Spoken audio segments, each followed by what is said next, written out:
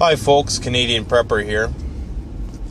Wanted to talk about a possible barter item today, which I believe is going to be very useful and in high demand in any sort of grid down scenario, be it short term or long term.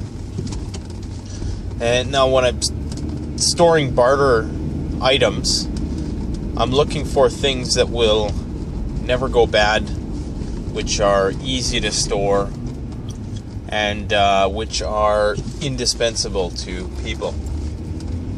And one thing I found in Canada is the one thing people can't do without, depending on where they are in the spring, summer, and fall, and depending on the type of person they are, is DEET.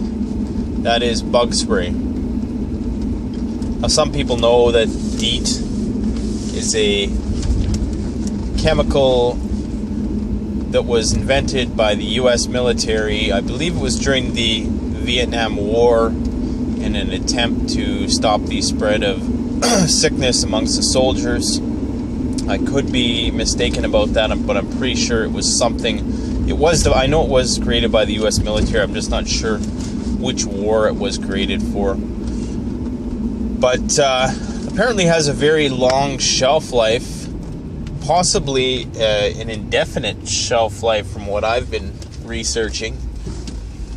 Now, I wouldn't get even though it's cheaper, I'd probably stay away from the aerosol stuff, just because I'm not sure about the longevity of aerosol products. But you can buy it in non-aerosol. You can buy it in lotion form. And I'm not saying that DEET is necessarily a good thing. More than likely, there is some toxic effects. It's not good for you. It's not good for your skin. It's not good for your liver. It's not good for your health all around, I'm sure. I'm 100% positive about that. So it should be used sparingly, and a person should attempt to wash it off themselves after they use it.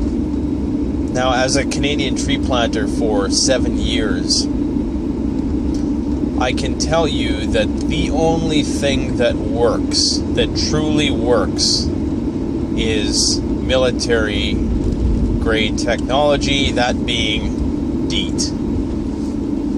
I've worked across Canada tree planting in the stickest of the sticks, and I've seen all sorts of hippie tree planters try all sorts of different things in order to ward off the mosquitoes, but at the end of the day, they're hosing themselves down in DEET when it gets really bad, or they're coming home with, a necklace full of bug bites. The black fly necklace, as it's called.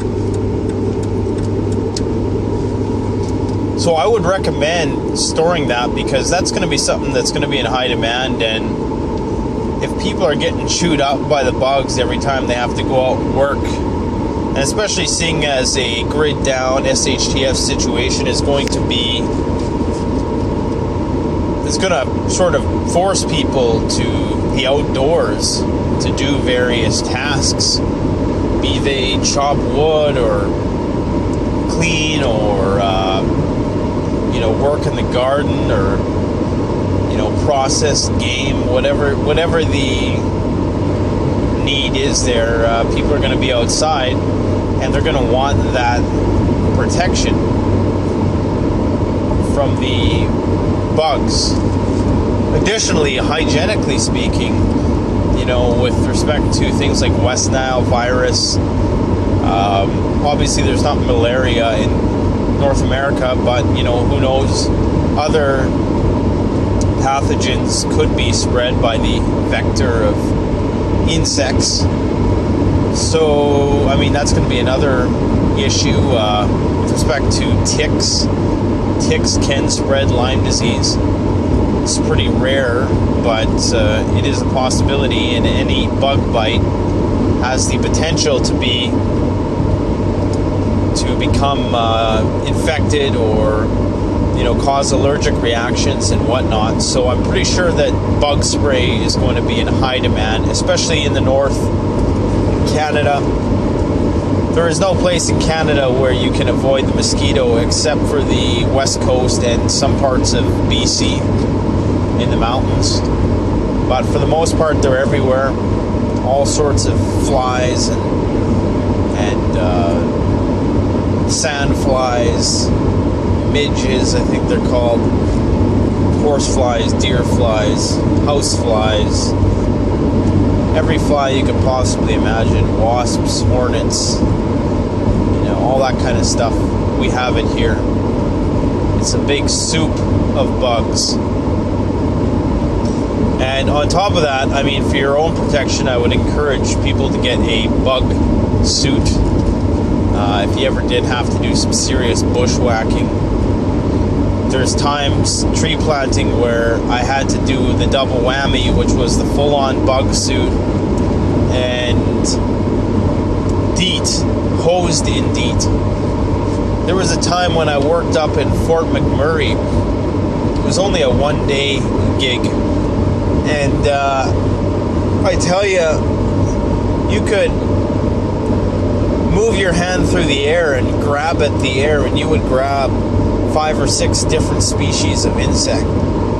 It was that bad that it was to a point where, had we not had DEET and a protective bug net, it could easily have driven us crazy. And I still have memories to this day of that day and how psychosis-inducing it was. The pestilence is probably one of the most unnerving things a person could experience. And people are going to be bartering with you for that stuff. No doubt. It's worth its weight in gold when you're out there in the bush and nobody else has it. I guarantee you people will pay for it. And they will probably pay a lot for it. And that's part of the reason why they charge so much for it when you go to campgrounds, because they know people will pay it. So something to consider. If you have any other suggestions for natural remedies, although I've heard a lot of them and I've tried most of them, and a lot of them really just simply don't work. But I'm not going to rule anything out. There's always good ideas put forth here on YouTube. Once again, I want to research more about the natives and how they dealt with the insect infestations. I believe they burned various plants and they rubbed certain plants on themselves. There's a guy with a channel, Fresh Air, who talks a bit about these things. I'm going to post the link to his channel, and he deals with all sorts of bushcraft stuff. Probably one of the best bushcraft channels on YouTube, I'd say. He always has innovative ideas and sort of offbeat things that you would never think about. So check out Fresh Air if you want other bushcraft tips. Like, comment, subscribe. Canadian Prepper out.